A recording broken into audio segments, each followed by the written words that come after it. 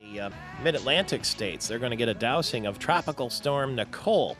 That storm will be, it's a series of thunderstorms. Now, a broad mass is what they're calling it, not a hurricane, but it'll be over the U.S. mid-Atlantic states by Friday. And Bob Dukesherer is with us. He's a senior meteorologist, and he is going to have an open house, apparently in the Grand Rapids area of the National Weather Service. Good morning to you.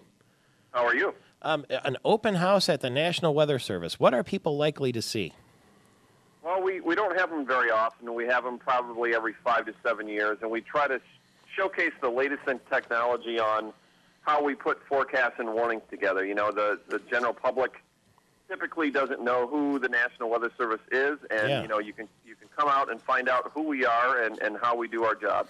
Usually the only time you hear the National Weather Service is when there's some sort of storm warning going on, right? Exactly. You know, that's when most people, you know, put a thought toward us is when a tornado warning or a severe thunderstorm warning is issued, and that comes out of National Weather Service offices across the country. So this is Saturday, October 9th from 10 a.m. until 4 p.m., and it's at the National Weather Service in Grand Rapids, which is located where? It is located just north of the Gerald R. Ford International Airport off Patterson Road in Grand Rapids.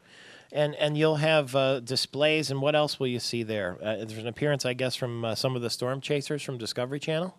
Yeah, what we're going to have is probably a 25 to 30-minute tour of our office through different stations.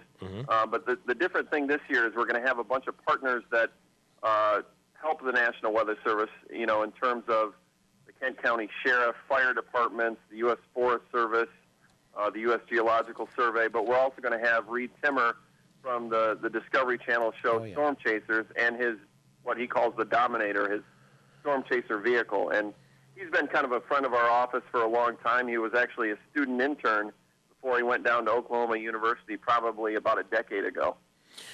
There are weather geeks, aren't there? There definitely are. And most of those people know exactly who we are. You know, and those are, you know, a large subset of the people that will come out on October 9th, but we try to get this out to the masses so everybody can come out and check out who we are. My brother is the chief meteorologist at the CBS affiliate in Toledo, and so I grew up with this. You know, we'd be cowering in the basement during a thunderstorm, and he'd be standing on the porch looking for the tornado.